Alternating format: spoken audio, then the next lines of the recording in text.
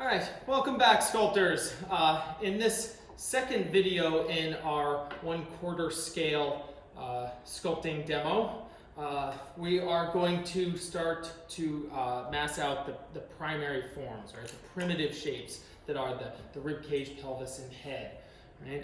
What I'm going to do is I'm going to first sort of orientate my ribcage, pelvis, and head, and then I will gradually sort of shape the armature into the pose that I will be working on here. Right? So I have my photo set loaded up on my computer. In terms of the tools that I have around me, I've simplified things a little bit. I have my needle nose pliers. I may need them for some of the bending or cutting. I'm going to kind of put those a little bit to the side. I have a couple of tools. You notice I have one of my larger loop tools. My smaller, this is my favorite tool, right? If you ever see me sculpting, this is the one that I'm always using. This is my number one tool. And I have that one here, but I'm probably going to use this larger one a little bit more. A couple of wooden tools just kind of in case. And I'm going to kind of keep those sort of down and out of the way. Okay. So one of the great things about the base, as I was telling you about how you can get your fingers here, you can also put your tools on, kind of slide them under there to get out of the way. The downside is that when you're looking for a tool, you'll see me doing this all the time. I'm like, where did I put that? It's under one of these things. For measuring, I have my calipers here, of course, my ruler for getting my measurements. Of course, remember, you can't measure across the sculpt. You have to use the calipers to do it and then bring them down to your ruler. A couple other kind of, I have my notes over here, you probably can't see them. And then I have a calculator because one of the cameras I'm using to record this video is my phone. So I can't use my calculator on my phone. So, all right, so let's jump right in. Actually, I'm gonna put this calculator a little bit out of the way too. Okay, so, first thing I'm going to do is I need to orientate my sculpt. Right? So if you notice in the photo set that the model is standing on a square base, and I try my best to use that because it can be very helpful to line this up. So that being said, we're going to have Jennifer facing this direction. Remember, I want the pipe to be coming out of her back around here. So that puts that around here. It's going to mean that her rib cage is going to sit about here, her pelvis is going to sit about here, and her head will be up here like this. Right? So her shoulders, I kind of have them already kind of in the right place there. You know what, actually before I think that I'm going to tighten this up a little bit more. I'm going to add an extra twist. I notice we're sending her on a little ride here. Right? And then I'm going to sort of looking at my armature. Right? Her rib cage tilts back a little bit, so I want this to have a little bit of an angle there. Right? Right, so we already identified that the pit of the neck, which is the top of the rib cage in the front, the top of the rib cage in the back is higher about where the C7 is. So you can notice how those are a little different there. Right? I did not get a measurement I did not get a measurement of her C7 vertebrae. So I either might have her back at some point in time, or I'm going to have to make that up. Right? So 15 is going to sit up about here. Remember, the pit of the neck was 13 inches high plus 2 inches. Now, sometimes on your ruler you have a little bit extra over here. At this stage in the game, that does not matter at all. Right? So there's the top of her rib cage in the front.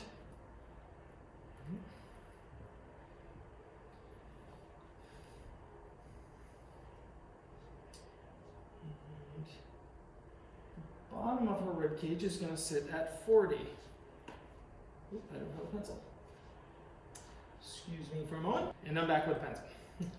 Right? So a lot of these early parts aren't all that romantic. You know, it's math, and right, I'm going to take that 7.5. I'm going to divide it by 4. I get 1.875. Now, I'm going to say that that's a little bit less. All right, it's about 1/8 of an inch less than 2 inches. Right, so I'm not going to be that super precise because I want to learn how to sculpt by eye.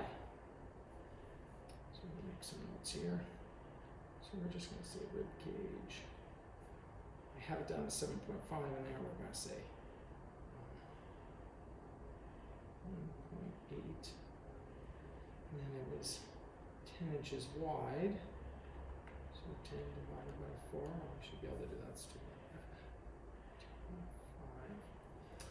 And then our height at 40. Well, that one's easy, that's 10. Right? So, so what I kind of got here is I got a sort of high and a low. Right? I'm just working on my rib cage here. Right? So my rib cage is going to be 2.5 inches wide. It's going to be about 1.8 inches wide. Right? And its top is going to be at 15, and its bottom is going to be at, what did I say, 10 plus 2 is 12. Right? So this is really easy, right? So I'm mark that up at 12. Right? It's going to go right about here.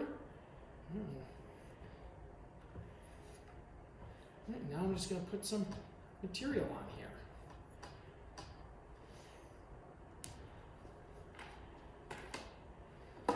If you've seen my previous videos, right, you might have noticed that my model stand is higher. After doing the last video for you guys, my back hurt so much from all that sort of bending over and squatting, right, that I went and I raised my model stand up. My model stands aren't all that adjustable. I did make them myself, which is great. But I did not incorporate as much adjustability into them as I probably should have. See, that's the thing about being a sculptor is, you know, you're constantly like, you know, you're trying to make everything better, right? So you're trying to. Okay, so rotate around and look at sort of front view here. Right, in my front view, right, where those tools go. Right, so I'm going to want the angle to be coming something like this. Right, so it kind of tells me that I need to maybe move this over a little bit. It's also movable. Everything's so flexible at this early stage. This up. You have to situate these parts on the inside. Right? So you got to kind of figure out where they go. How much material do you want on one side or the other? It sounds so simple, but it's difficult to make those determinations. Right, so 2.5. My overall width should be. You can see I have to add, but do I add more on this side or that side? The center line, you know, it's movable. I can move it. So if I put the center line there, then it makes me want to put more material on this side. If I put more on this side, I might have to move my center line over a little bit. Let me go back to, go into my profile view, which maybe I can kind of like, so it's sitting something like this.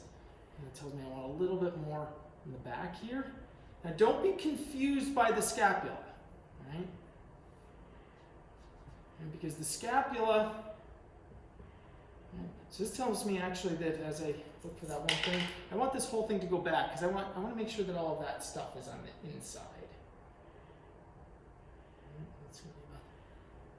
And so I have a lot of material. You can see that I have a lot of material to add here. So I'm gonna first add all of that to the, well no, actually first I'm going to take this down. I feel like we're a little too forward. And so I'll take some of this down. And I'll take that same material, right, and I'm just going to move that to the back because I don't want my, I don't even want those threads to be kind of popping through.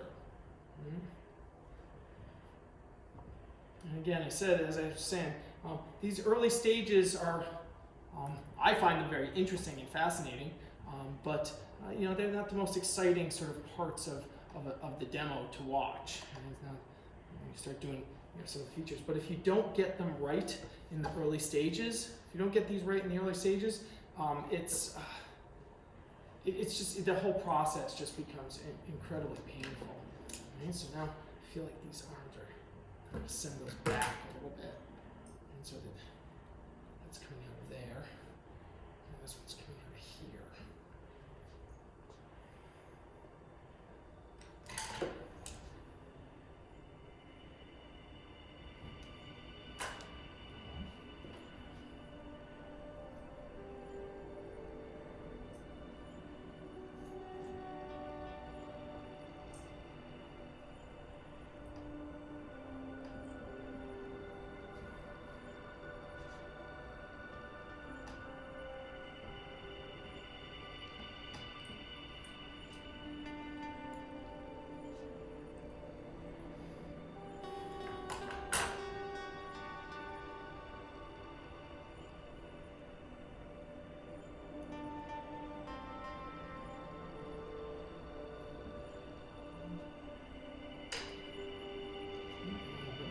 shape. Different people work in different ways. I like to add a little bit more material than I actually need, and then I like to pull it off.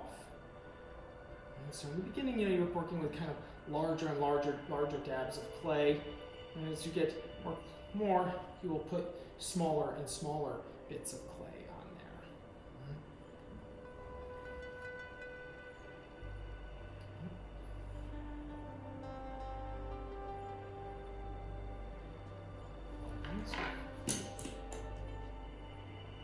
Oops.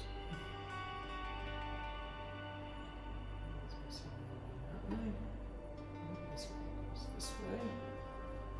Back a little bit. Bring the top of the rib cage up. Put a little bit of the spine shape. Down.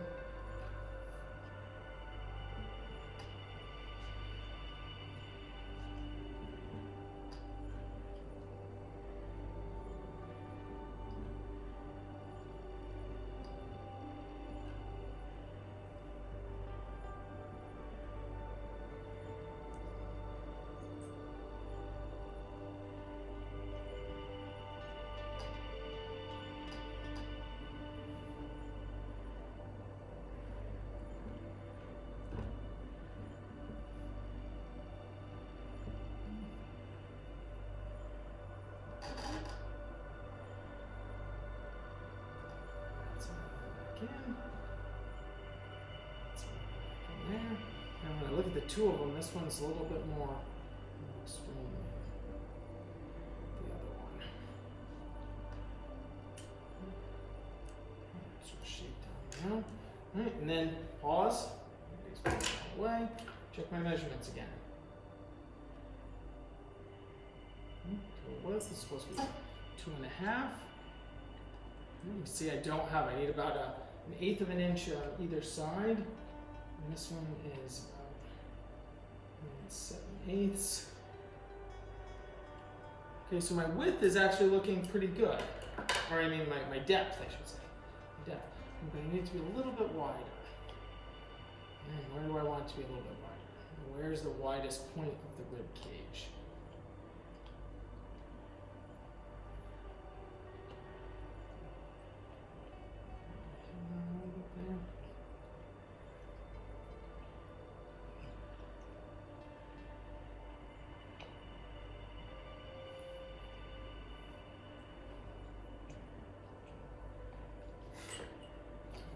Heights again. What did I say? 15 and 12. So 12.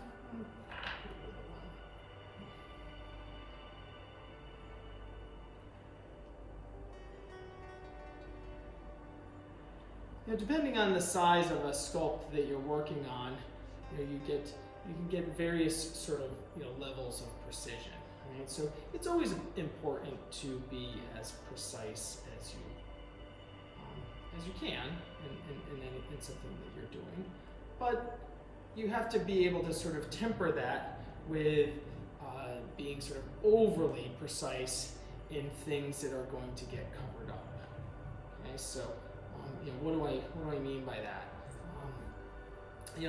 I'm going to sculpt the rib cage to be the shape of the rib cage, the approximate shape. I'm going to end up adding scapula and all kinds of muscles and deltoids and whatnot. I'm going to add lat muscles coming in here. So I don't feel the need to overly refine. Right? Notice the choice of words there. I don't feel the need to overly refine these surfaces, right? Because at some point in time, you're just wasting time. Now, it can be a fun exercise, right? Especially if you're working on something like an écorché, which I'm a big proponent of, to do that. But that's a different sculpt, right? This is, at this early stage, we want to get the major forms, right, going in the correct direction and in the correct places, so that we can establish the relationships of the major forms. The relationships of the major forms are going to be the first step in establishing the gesture. right? You got to get the major. If the major forms are doing this, that's one gesture. If they're doing that, that's another gesture, right? So we need to get those major forms so that we can get the gesture going, because it is ultimately the gesture, which is what we started studying, right? Is the gesture that is the most important thing, right? That's what tells the narrative, right? So the structures are in service to the gesture, right? Just the structures by themselves, they're wonderful. I'm often accused of being a structuralist, but I would say that the structure is in service to the gesture, right? And so let me bring this out a little bit.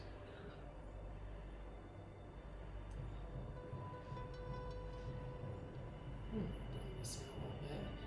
Maybe notice how I switched tools there, and so I'm using a slightly more refined tool. Right now in the rib cage, right in the center you have the center line of the sternum. Right, when you come down from this point here, right, going through the nipple and down to this sort of peak at the bottom, right. This is where the cartilage is in your rib cage. So this section is cartilage, and then it becomes bone over there. That point where it shifts, there's a plane shift there. Right, so we can initially represent that with a line on either side, right? But ultimately we want to get the forms to do that for us. Right? So if we do this right, we can kind of bring, so see how this, on this side over here, and I'm bringing that forward, and then it flattens out a little bit in the front here. Right? So I want to get, and if we sculpt it in this way, what you'll end up doing is you'll end up getting an edge articulation, right? Sort of pulls to a kind of a bit of a kind of crease there. You can see that, maybe you can see that a little bit in the videos there. Right? But this needs to come back because these sections need to come out. Right? So this is not what I would say is over refining this form. This is setting up that there is a front plane here and that there's a side plane over here that's wrapping around. And I think that is worth the time to do, because that's the big sort of abstract shapes going on. Right? And these, having those things in there will be critical towards being able to place the pectoral muscles, and then on the female figure, being able to place the breast correctly, and so that it is at the right angle.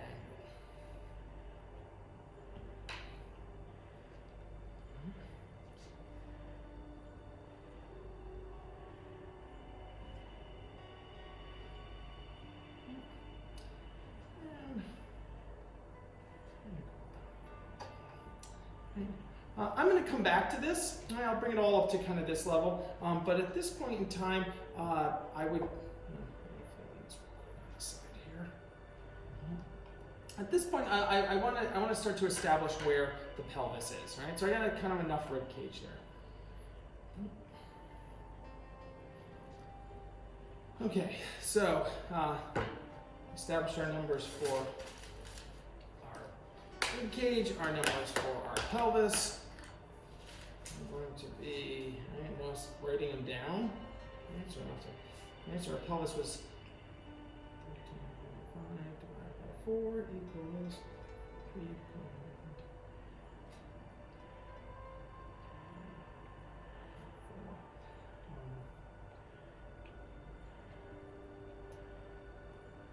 And then 7.5 is 1.8. It's the same thing. So notice what I tend to do, and this is just sort of the way I work when I'm working from life. I'm going to get the height and the width from a direct measure, and then I'm going to get the width and the depth, right, from a caliper measurement off the model, and then I'm going to get I'm going to use the height to establish the top and the bottom of the form.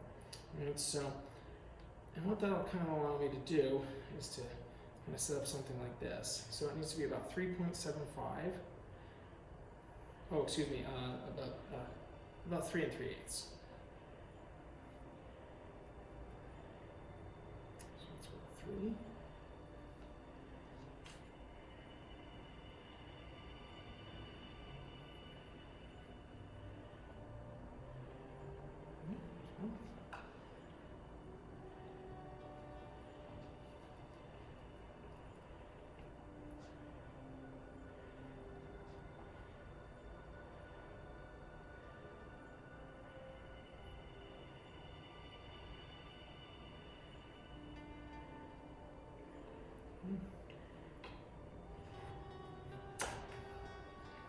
those two pieces there. Those are my two sides, or my front and back. And then the bottom of it is going to sit at 7.25, and then the top ACES point is going to sit at 35. 35 divided by 4 equals 8.75. Writing it down.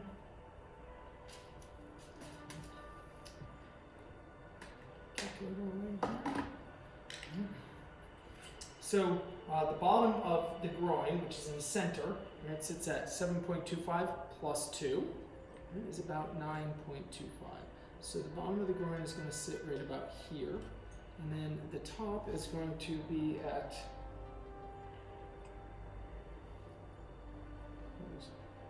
8.75, which would be about 10. So the top is going to sit about here. Okay? So what I'm going to do, right? I'm going to have, this is going to be my dominant leg. Right? So I want that dominant leg, right, I'm looking, is going to line up with the back of the head. So I'm going to send that back a little bit. Bend this down, get this kind of out of the way. I'm going to bend this to kind of just so it doesn't scratch me.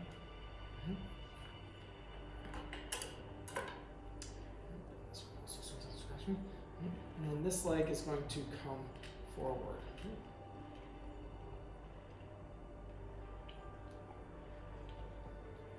That pelvis from this position is lining up a little bit like this.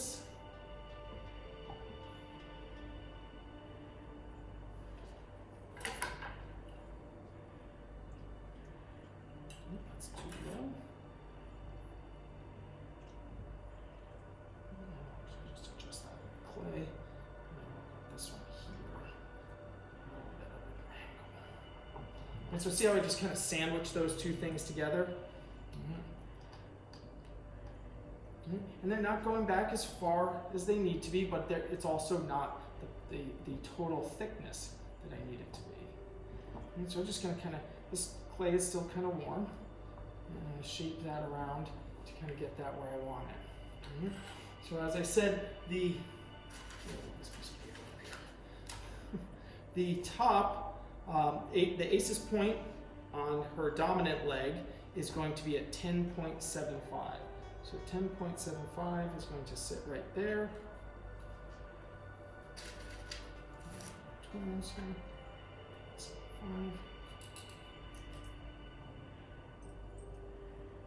sit right there. And the other one is going to be an inch lower, which would be a quarter inch lower. So that would be a 10 and a half over here. Right? And it's going to give me a line like that. Right, so now, looking at that, knowing that I have my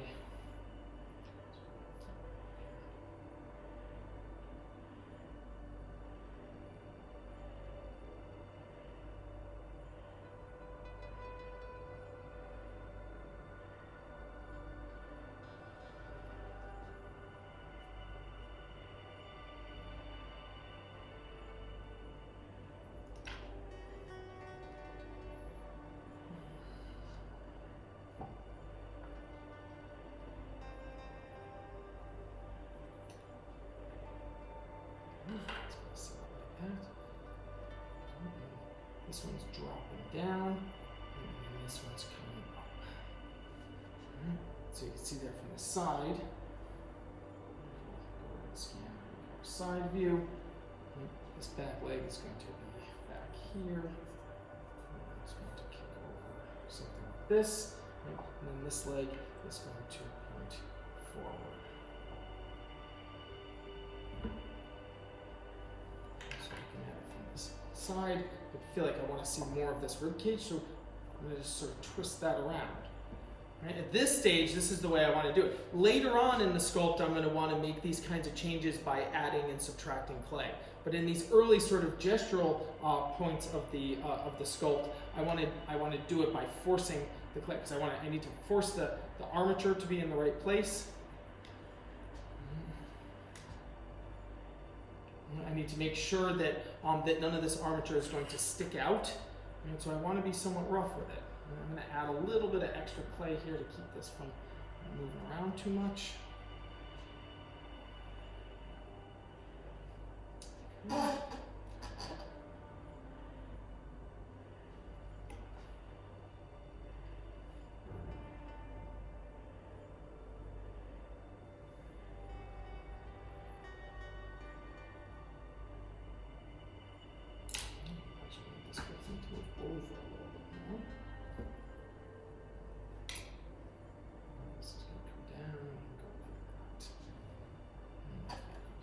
way, and this one is going to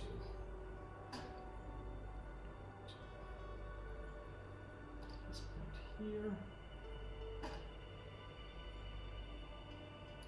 So it's right there, and coming back.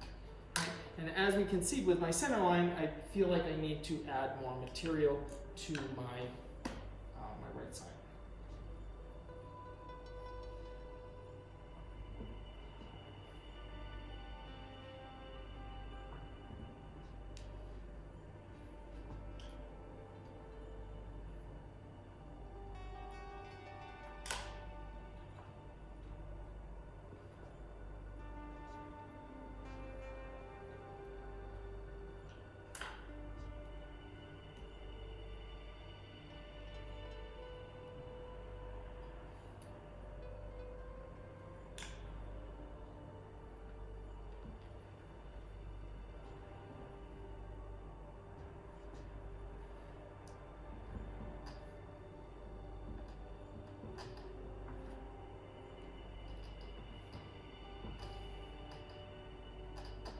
You can see that this takes significantly more time than this same process took in our gesture studies. In our gesture studies, this went much faster, but I guess in an exponential rate, the amount of, as you go up in scale, the amount of material that you're moving just goes up significantly. So it's not just that you're going to the next size, you use twice as much clay. You use much more than that. You're actually moving around a whole heck of a lot more material than you are when you're working at a smaller scale. And so that means that these sort of early stages that are so critical are all the more important to make sure that you get these forms in the right places and take the time to make sure that they're correct. And so go back to those measurements.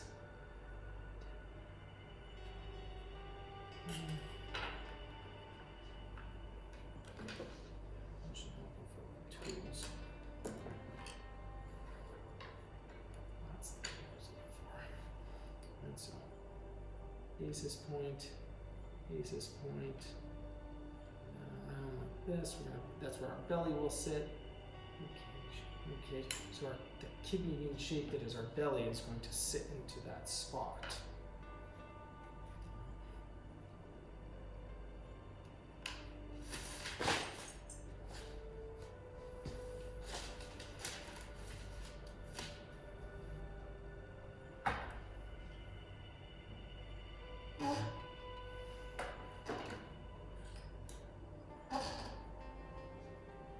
So as mentioned before, that those spaces hide your tools from you.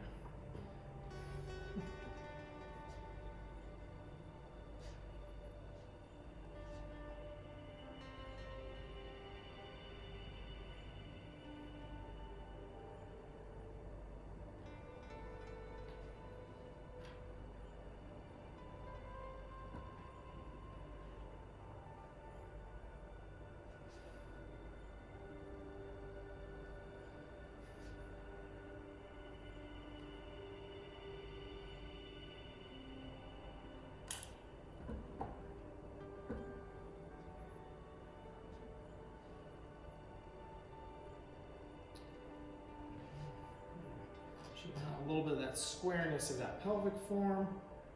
I'm kind of working primarily on this side. I want to get this one sort of situated correctly, right? And then I will match the other side to that. Check that width. I feel like the width of my pelvis is not quite correct.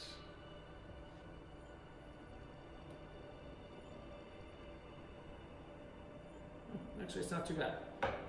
I just feel like I want more of it on this side. And so the greater trochanter will sit out here.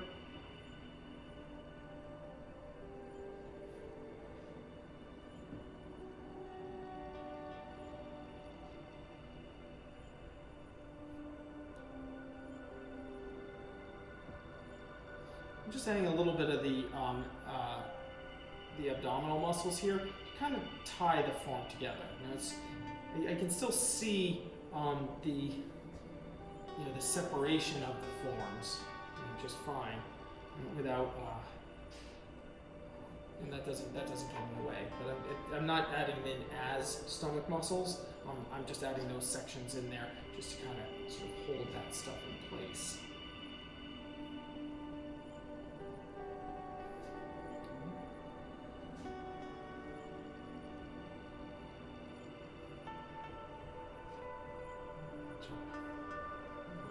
Other side.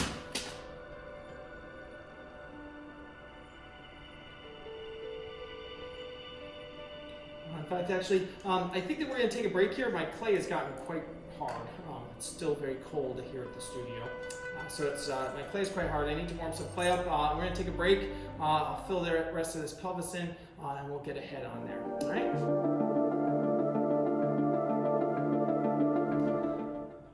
All right, I'm back.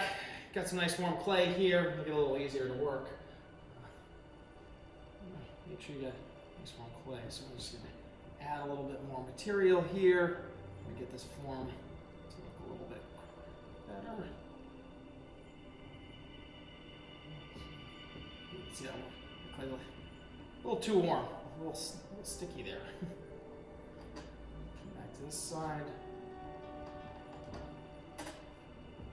So notice how I'm allowing, because I'm working on one side at a time, I'm allowing this sort of division of the legs to just appear naturally. So I don't have to, I know there's a sort of a natural sort of inkling to keep kind of filling these forms in, right? Keep filling the forms in, right? And this is what I would describe as a square-ish shape, right? It's not a square, right? So I think that sometimes that's a little bit misunderstood. I say that we conceptualize something as a square-ish shape. Right? It's actually, the pelvis is actually kind of more like a bucket with the front is more open that kind of holds our belly in place.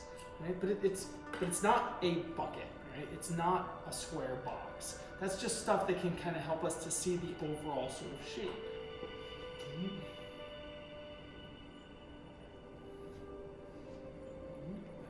Here, right? And so this is already a place where I'm even deviating just a little bit from the original, because I'm going to want to give those hips a little bit more kind of sass to make the sculpt look more visually interesting.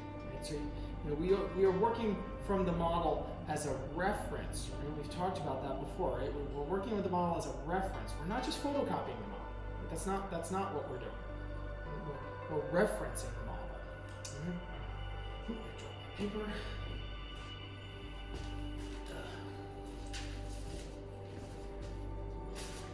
Roll paper is 15.5. I should have a better place for keeping that paper. 15.5 plus 2 is 17.5, so it's going to sit up kind of. We'll do the same kind of thing with the head. The head is that same 1 and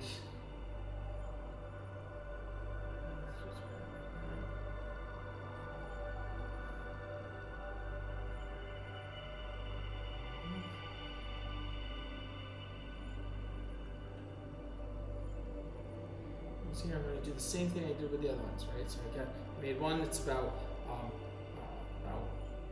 1 7/8 front to back, and 1 7/8. Okay? And then I'm just going to kind of sandwich them together.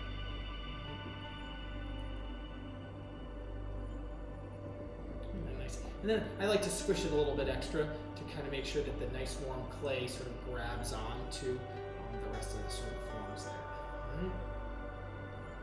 And I might have put it on a little too low. That's okay, because that's actually kind of weird.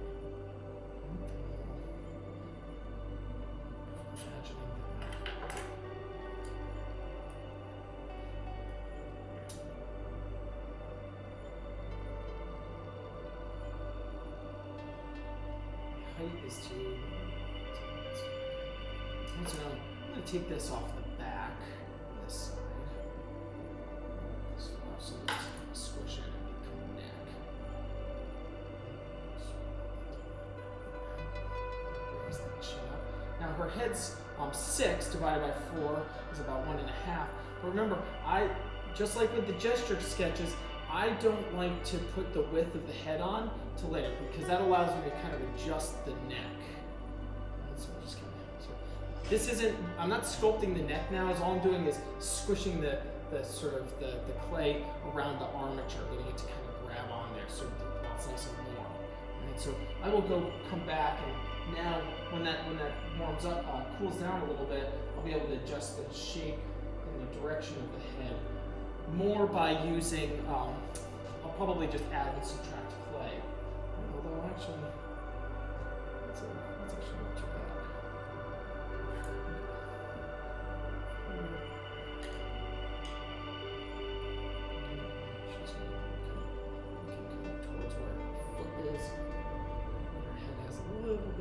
Tilt, which gives a little bit of little attitude there. Throw a little center on that as well.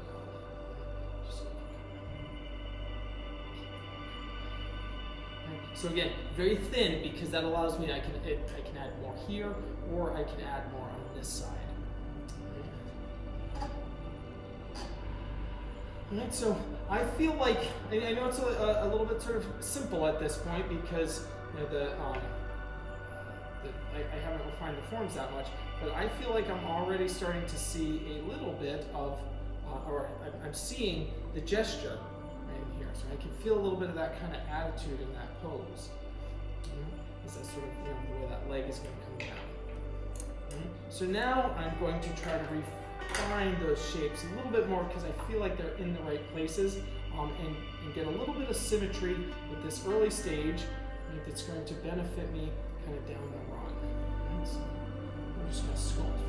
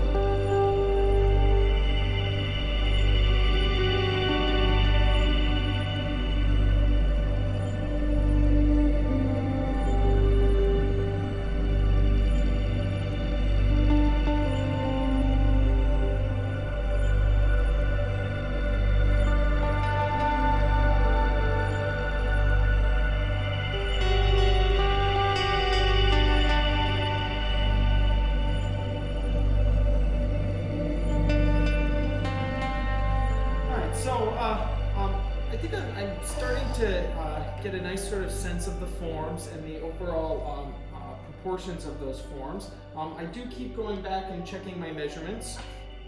Right, and so my measurements are pretty good. So I check my ribcage size. It's a bit wide.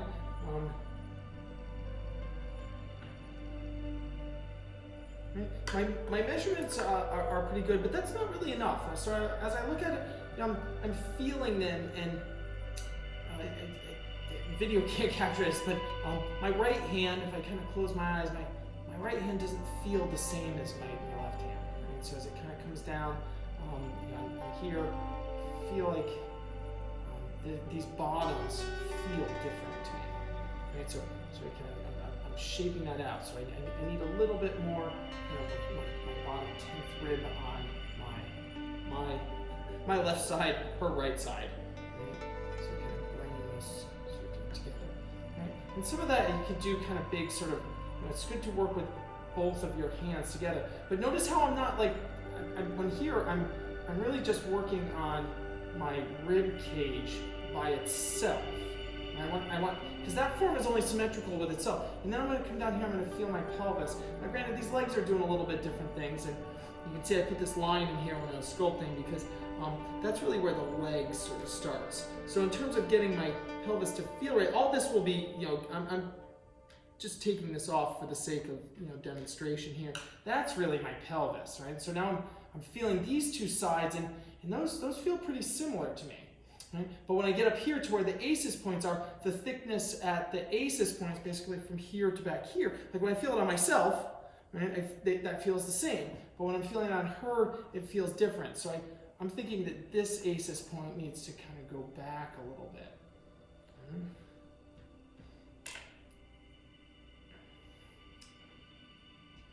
So you hear sort of a lot of sort of repetitions in kind of what I teach.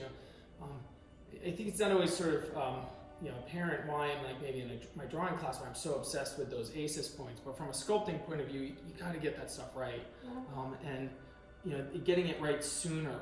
And that's why I think that certain bony landmarks are of greater importance at different times during the sculpt. Right? So it's not that some bony landmarks are more important than other bony landmarks. Some of them are just more important at different points in time. So the pit of the neck, and really by the pit of the neck, what we're really talking about is the top of the sternum and where the two clavicle come together. Right? The ACES points, and on the back side, the posterior superior iliac spines.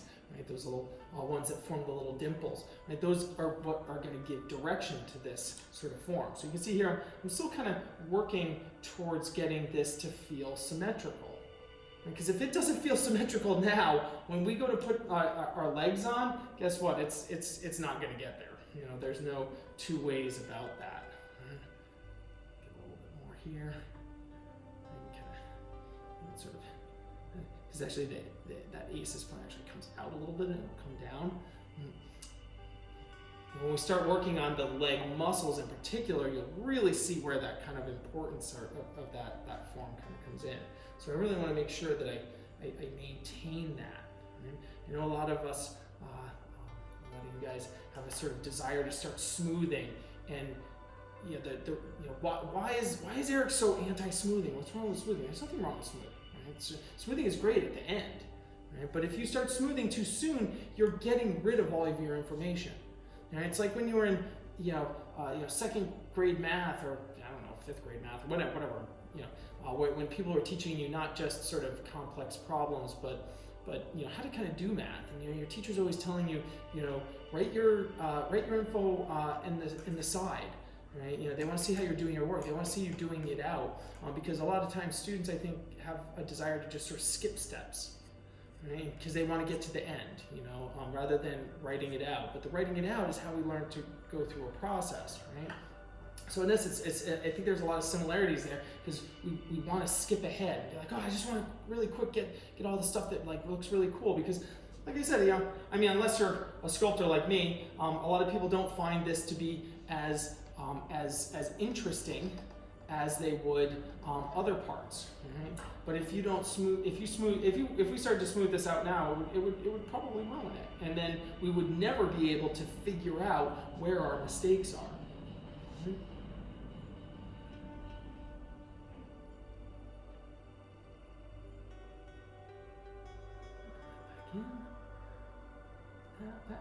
Whoa, that got away from me a little bit there.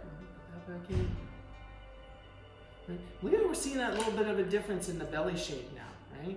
Right. It looks a little bit less like a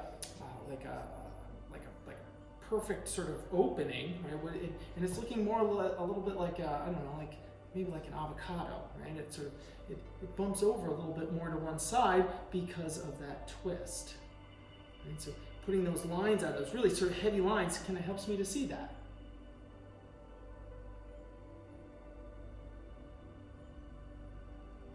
I'm going to spend the extra time here doing these kind of sections to get this to look the way I want to.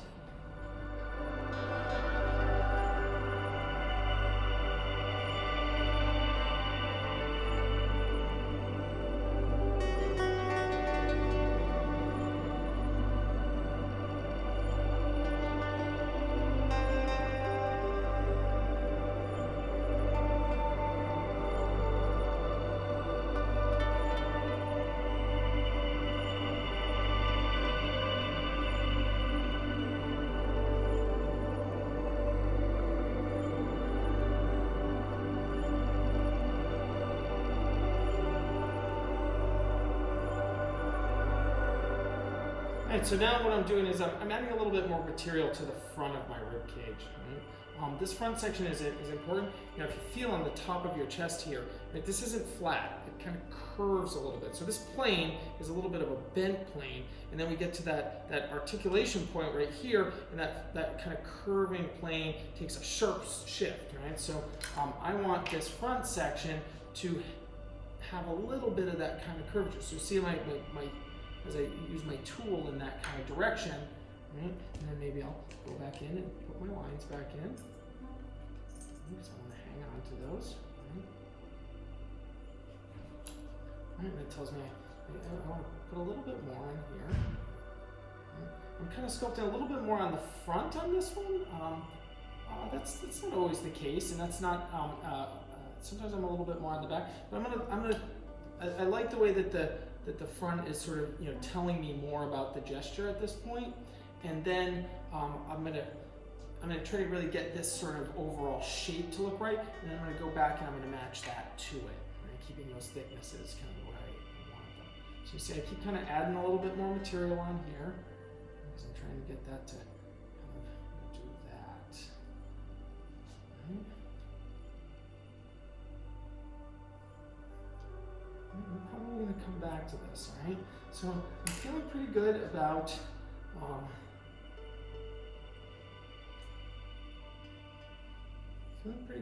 the relationship between the pelvis and the rib cage here. This little sort of, I called it an avocado before, but maybe it's like a butter drop or something. I see it's got a little bit like almost like a paisley kind of shape or something. I don't know. I try to make up names for the various sort of shapes, but in my brain just, and yours should too. My brain just sort of processes the shape. It's like this, and sometimes when I'm demoing in front of groups, I do like various sound effects because for me, a lot of times that shape has a certain sound to it, and I know a lot of people associate colors with particular sounds. I associate shapes with certain sounds, and maybe you do that also. I'm not really sure, but I have met other students who say that makes sense to them. So something like this might be like that doesn't make any sense when you sort of are talking about it, let alone putting it out on a video. But it totally makes sense to me. Right, so now I'm feeling those two rib cages. My right side, right, when I'm doing this, right? So I'm going like this. Right, my right side feels different. So if I close my eyes, there's more space between these two fingers than these two fingers. Right, so what I need to do is I need to check this measurement. Right, so I'm gonna measure that side. I'm gonna come over here, and that one's about 2. Right, now I'm gonna check this side.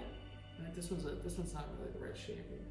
Right, and that one's about 1 3/4, and I want about 1 7/8. Right, so what I really need to do there, what that's telling me, is I have too much material here and not enough material here. So what I'm actually going to do is I'm going to go back in.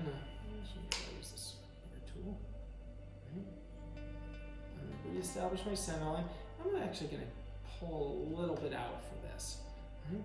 And I'm going to take a little bit off here.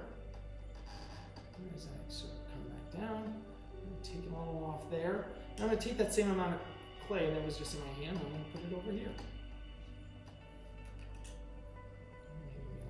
Because I'm also a weird flat spot here.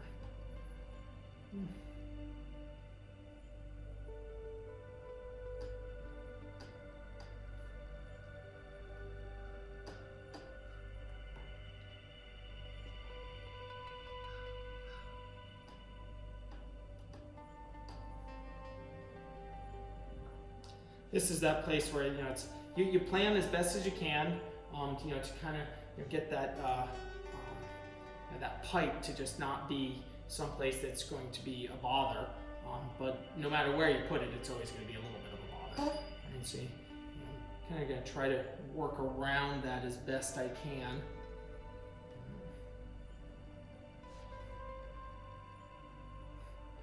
I'm also sculpting at maybe about 10 degrees off what I normally would be doing, as I'm sort of trying to keep my head out of the way of the camera there.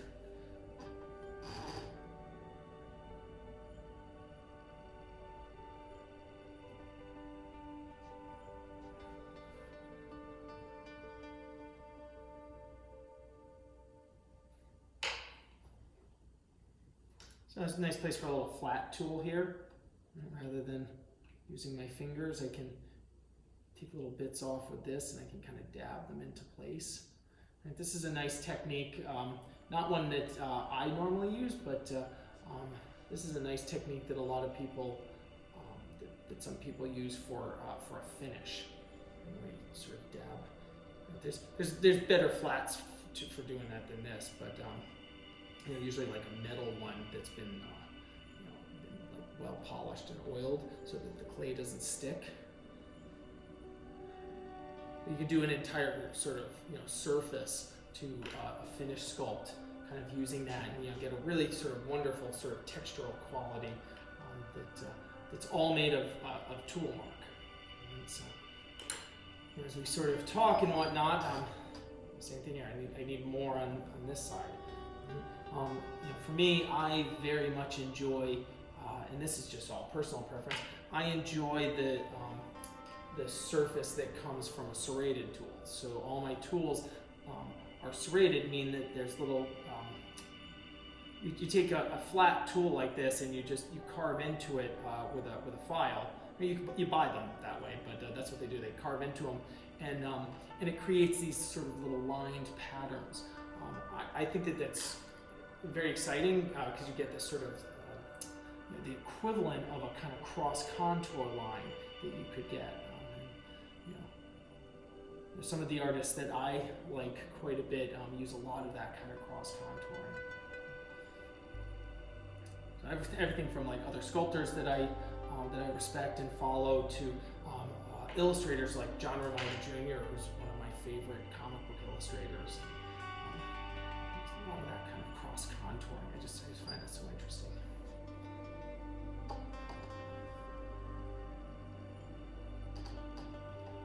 Feel those forms, it feels good.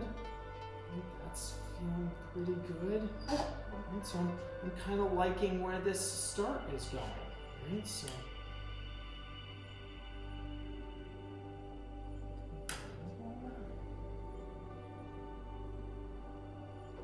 let's go on and we're not going to, so as I said before, her head at the widest point, which is out here, back of the skull, was about 6 inches. Right, so that's about 1.5.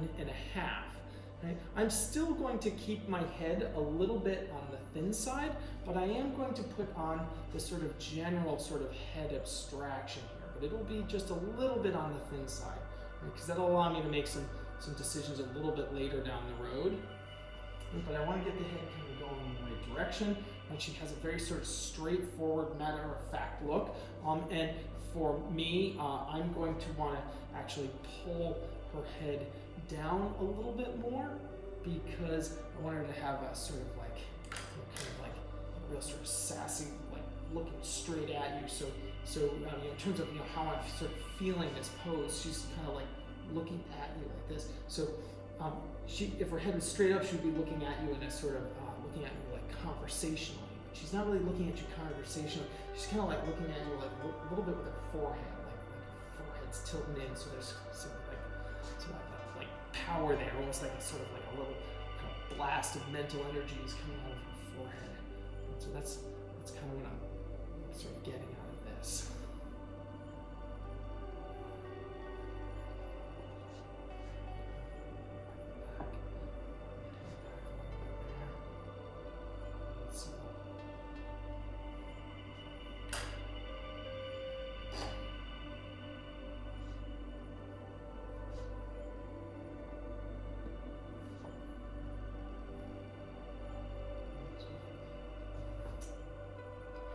This is sort of, I keep talking about, and I don't want people to feel sort of bad about like sort of all the craziness that's kind of going on right now.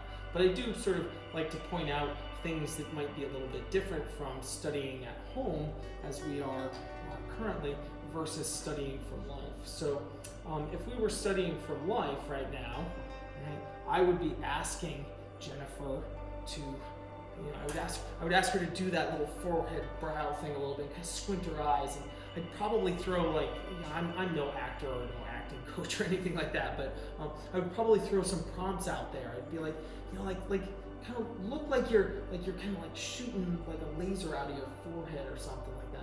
I would sort of talk to the model about kind of doing that, because that's working for life. But in addition to that, notice in her pose she's kind of up like this, right? In addition to that, I'd ask her to kind of do that, and then I would ask her to lower her arms like this, right? And I would look at this line. Where exactly is the back of her skull in relationship to this? Right, so the head thin. So now I'm going to go back to my other side over here, right? And now I'm kind of trying to look at my center line. I'm trying to look at my center line. I'm going to bring my photo around to this front one here. Right? Right, see a little bit of that kind of that. She's got a little side tilt too. Right? And remember, right? This is my sculpture, right? I'm doing a demonstration, but at the same time, part of that demonstration is sharing with you my thought process, and I'm sharing you what I'm thinking about as I'm making something.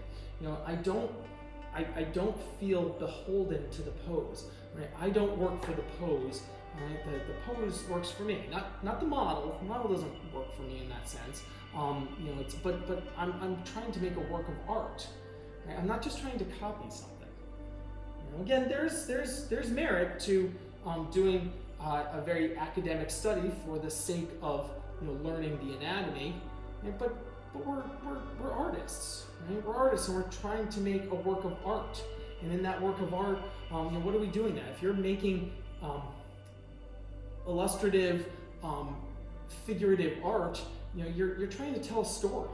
So that's what gesture does. Gesture tells the narrative. It tells the story. So that's what we're going for. We're trying to get a story. That's why I'm talking about lasers coming out of people's heads, because we're trying to tell a story.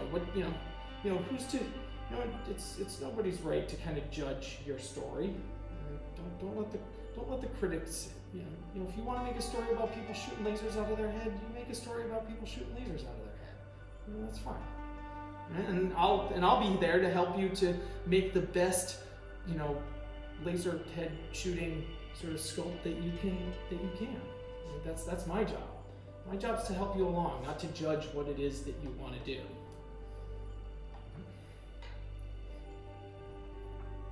I might give some suggestions. I might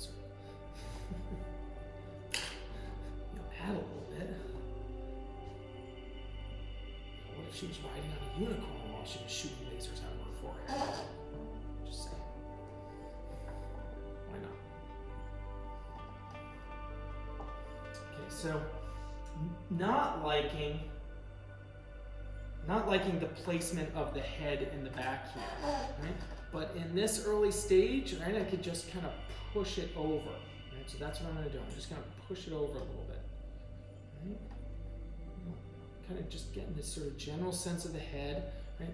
This sort of amount of material on here this does not represent the trapezius muscles. This is just sort of, you know, getting the head to connect correctly. Right? I can't really deal with the full shape of the neck until I have scapula in place, right? And so, you know, right now I'm just sort of pulling these sort of arms back.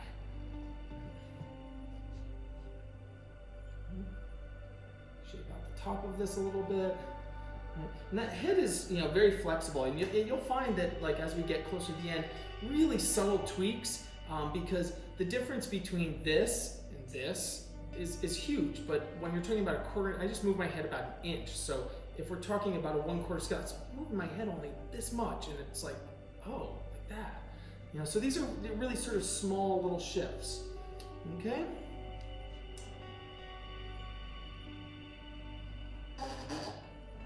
I think I'm going to pause there, and I think I'm going to call this video finished.